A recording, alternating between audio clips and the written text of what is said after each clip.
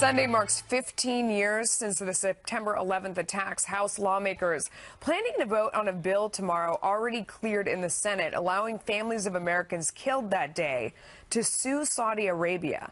15 of the hijackers on 9/11 were from Saudi Arabia, and critics have long thought the government may have supported the attacks either directly or indirectly.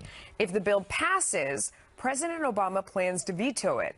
His administration claims it could put Americans at a legal risk because other nations might retaliate with their own legislation. Republican Congressman Peter King disagrees. This can be a wake-up call to the Saudis. For too long, they played both sides here. They are good allies in some ways, but on the other hand, they've also been sort of silent benefactors of Islamists over the years. These families have waited long. This gives them an opportunity for justice. Really, justice is the word here. Not so much the money, not so much any of the extravaganza about it, but justice, that these families can feel that they had their day in court. Kat, what do you think?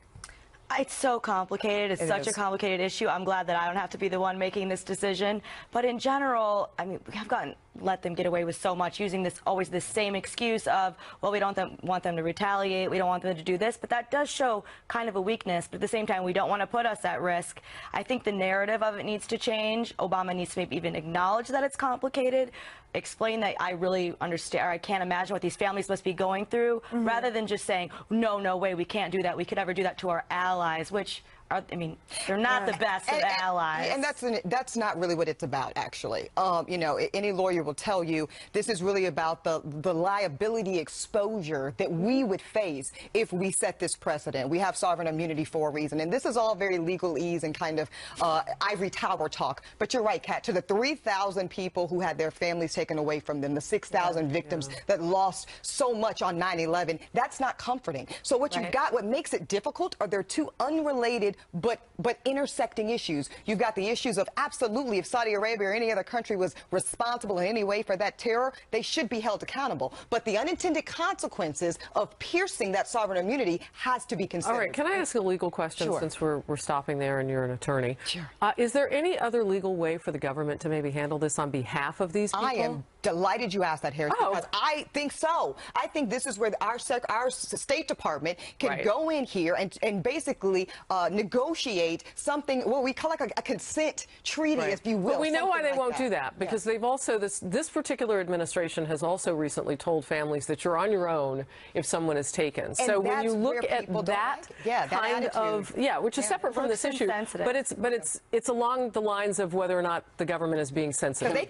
Can I just bring up the elephant in the room, though, which is that there's no country no ally, let me put it that way, the United States, like Saudi Arabia. Saudi Arabia practices a form of Islam which is radical Islam. The Wahhabists that formed the Saudi Arabian government years ago basically are the radical Islamists that we are now, or that a lot of whom are at war with the United States. So it's a very particular, I know they have modernized, I know they're in the process of it, but you look at the way they treat women, you look at the way they treat their own people in general.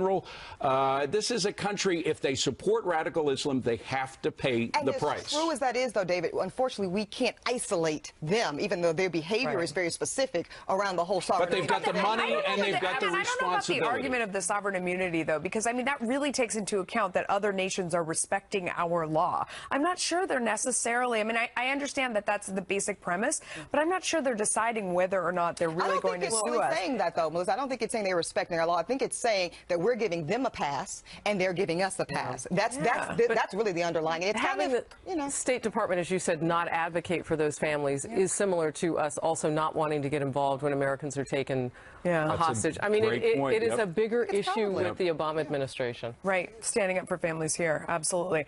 All right, NBC host Matt Lauer taking some heat from liberal commentators and Democrats over his treatment of Hillary Clinton during last night's Commander-in-Chief forum. But what is it really sexist? Plus, we know candidates make flubs on the campaign trail, but my goodness, did you see this one? Oh, poor guy. How much will it hurt the Libertarian candidate, and whom could it help the most? What would you do if you were elected about Aleppo? About Aleppo. And what is Aleppo? You're kidding.